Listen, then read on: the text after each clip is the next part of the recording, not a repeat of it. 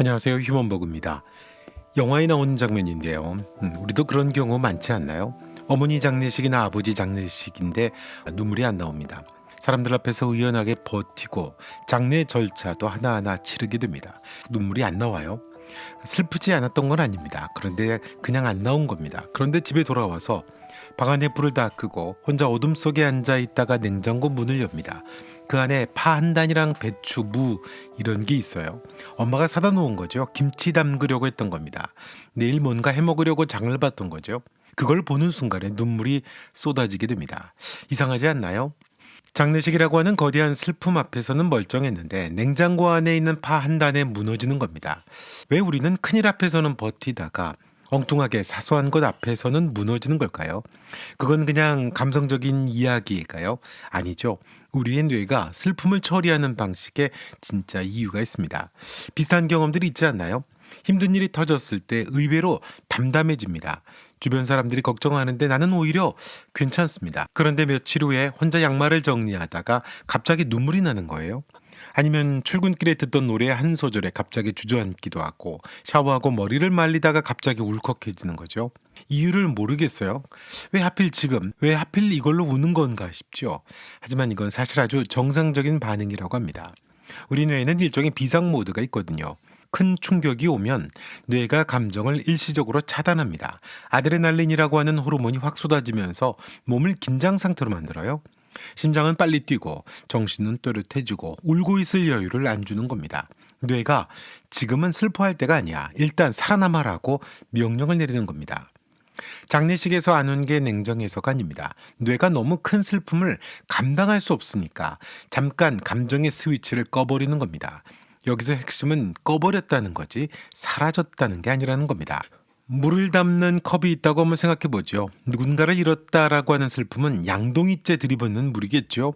한꺼번에 쏟아지게 되면 컵은 당연히 깨집니다. 그래서 뇌가 뚜껑을 덮어버립니다. 일단 막아놓는 거죠. 그런데 그 물이 없어진 건 아닌거든요. 어딘가 고여있죠. 그러다가 뚜껑이 잠시 열리는 순간이 오는데 그게 바로 사소한 것과 마주치는 순간입니다. 파 한 단, 배추 하나. 엄마가 내일 김치 담그려고 사다 놓은 파와 배추 그리고 무입니다. 그게 뚜껑을 여는 겁니다. 왜냐하면 그 파는 엄마가 내일도 살아있을 거라고 생각을 하면서 산 거죠. 내일이라고 하는 시간을 준비했던 흔적인 겁니다. 그런데 그 내일을 살 사람이 이제 없는 겁니다. 이걸 깨닫는 순간에 뚜껑이 열리는 거예요.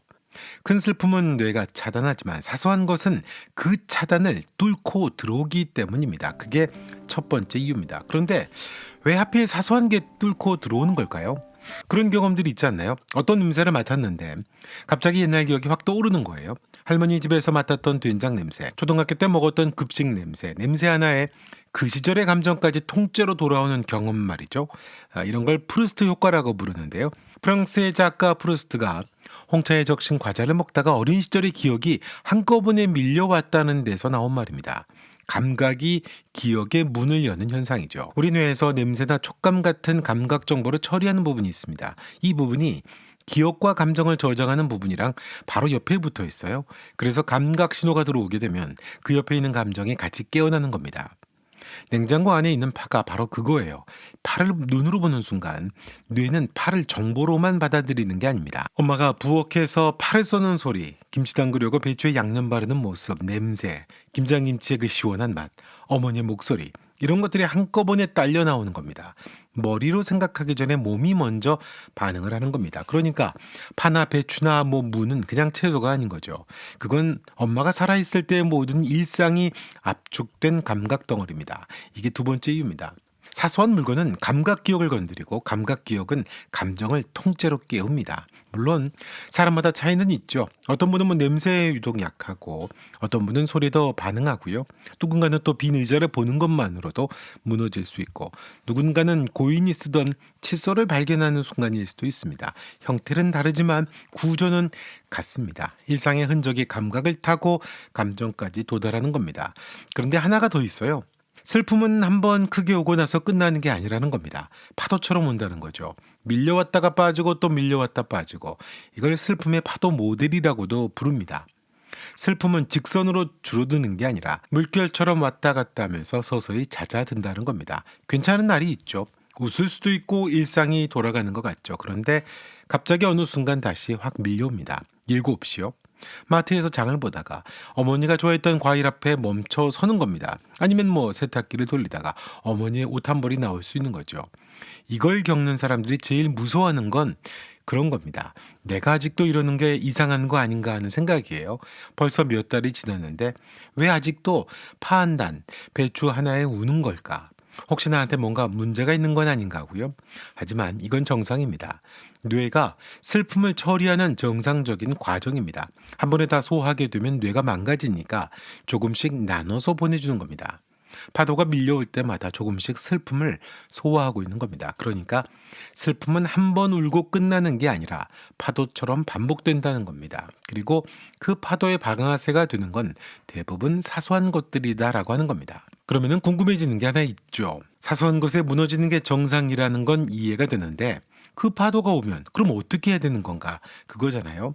전문가들은 이렇게 말을 합니다. 슬픔의 파도가 왔을 때 가장 좋지 않은 반응이 뭘까요? 그건 억누르는 겁니다.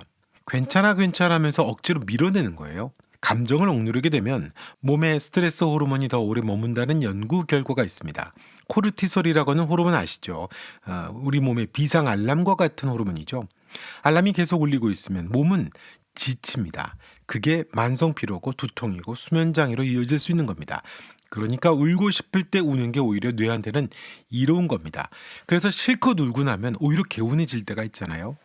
그런데 주의할 건 있죠. 이게 모든 상황에 다 적용되는 건 아닙니다.